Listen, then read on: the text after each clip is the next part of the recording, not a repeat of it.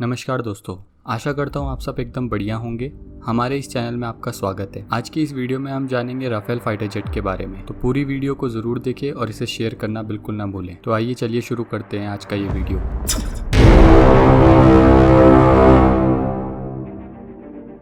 देखिए दोस्तों, अगर हम पूरी दुनिया में सबसे बेस्ट फाइटर जेट की बात करें और उसमें राफेल का नाम ना आए तो ऐसा कभी हो नहीं सकता। राफेल एक 4+ जनरेशन के फाइटर जेट एयरक्राफ्ट है जिसको पूरी दुनिया में टॉप 10 जेट्स में भी शामिल किया जाता है। जैसा कि आप सब जानते ही होंगे कि राफेल फ्रांस की एक कंपनी डसॉ एविएशन ने बनाया है। इसका पूरा नाम भी डसॉ राफेल है। राफेल एक ट्विन इंजन वाला मल्टी रोल एयरक्राफ्ट है जिसको कि आप किसी भी सिचुएशन में इस्तेमाल कर सकते हैं। मल्टी रोल एयरक्राफ्ट वो होते हैं जो कि एयर टू एयर अटैक्स के साथ साथ एयर टू सरफेस अटैक करने में भी सक्षम होते हैं। अगर हम बात करें राफेल के इंजन की तो इसमें नेक्मा के 2 M88 इंजन है जिनमें कि हर एक इंजन 50 किलो न्यूटन का ड्राई थ्रस्ट और 75 किलो न्यूटन का आफ्टर बर्नर थ्रस्ट जनरेट कर सकता है। इसी इंजन की वजह से राफेल एक बारी में 4 मिसाइल्स को लेकर फ्लाई कर सकता है। राफेल में 2 क्रू की जगह होती है मगर इसे सिर्फ एक क्रू भी कंट्रोल कर सकता है। यह फीचर राफेल को डॉग फाइट के दौरान एक अपर हैंड प्रोवाइड करता है। इसकी लंबाई 15.27 मीटर की है। विंग स्पैन लगभग 10.90 मीटर का है। राफेल का maximum take off wait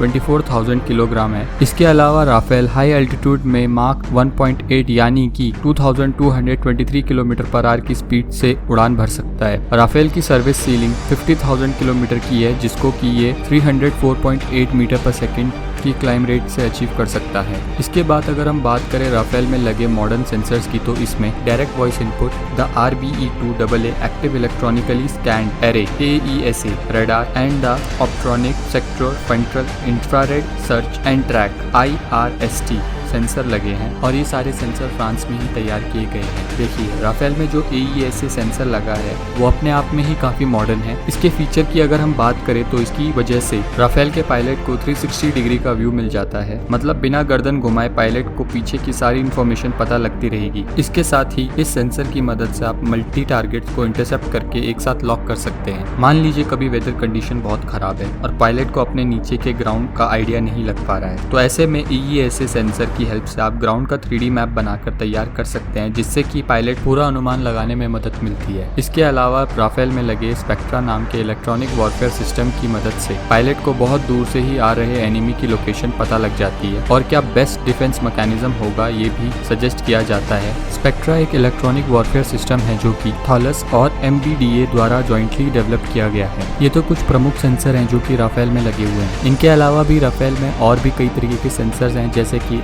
एरियोस, टालियोस, net centering capability और भी कई अन्य। इसके बाद हम अगर बात करें उस चीज की जो फाइटर जेट को घातक बनाती है तो वो है उसका वेपन सिस्टम। राफेल की ऑफिशियल वेबसाइट में बताया गया है कि राफेल एक मॉडर्न और खतरनाक मिसाइल को ऑपरेट करने में सक्षम है जिनमें से सबसे पहला नाम आता है MICA का। MICA एक anti air multi target all weather missile है। ये मिसाइल IR हीट सीकिंग और EM एक्टिव रडार होमिंग पे काम करती है जिसकी वजह से इसे फायर एंड फॉरगेट मिसाइल का दर्जा भी दिया गया है। मतलब कि एक बार अपने मिसाइल फायर कर दी फिर आपको उसको गाइड करने की जरूरत नहीं है, वो अपने आप टारगेट पे जाके हिट कर देगी। इसके अलावा मीटियोर जैसी long range air to air missile भी राफेल के साथ ऑपरेट करी जाती है। मीटियोर एक active radar guided beyond visual range air to air missile है। इसका मतलब है कि आपको टारगेट दिख भी नहीं रहा होगा फिर भी आपके रडार के बेसिस पे आपकी मिसाइल उसे हिट कर देगी। इन मिसाइल्स की स्पीड 4 मार्क से ज्यादा होती है, इसके कारण इन्हें डॉज करना बहुत ही मुश्किल होता है। इसके बाद राफेल के स्कैल्प जैसी मिसाइल भी इस्तेमाल की जाती है। स्कैल्प मिसाइल एक long range air to surface missile है जिनकी रेंज लगभग 560 किलोमीटर की है। ये मिसाइल कम से कम 450 kg के वॉरहेड अपने साथ कैरी कर सकती है। तो वहीं अगर हम बात करें हैमर मिसाइल की तो हैमर की फुल फॉर्म है highly agile and manoeuvrable munition extended range. ये भी स्कैल्प की तरह एक air to ground precision guided missile है जिसमें कि INS GPS और IIR लगे होते हैं। देखिए, हैमर मिसाइल का एक एडवांटेज ये होता है कि इन्हें आप मिसाइल और ग्लाइड बॉम्ब दोनों की तरह इस्तेमाल कर सकते हैं। हैमर मिसाइल का इस्तेमाल ज्यादातर बंकर्स को डिस्ट्रॉय करने में किया जाता है।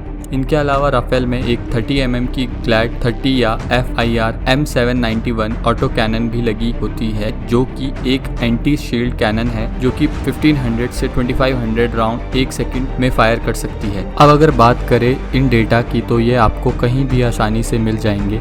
मगर अब हम लोग बात करेंगे राफेल की ऑन ग्राउंड परफॉर्मेंस के बारे में। देखिए, राफेल को फ्रांस की एयरफोर्स और नेवी दोनों ही अपने मेन फाइटर जेट्स के तौर पे यूज करती हैं।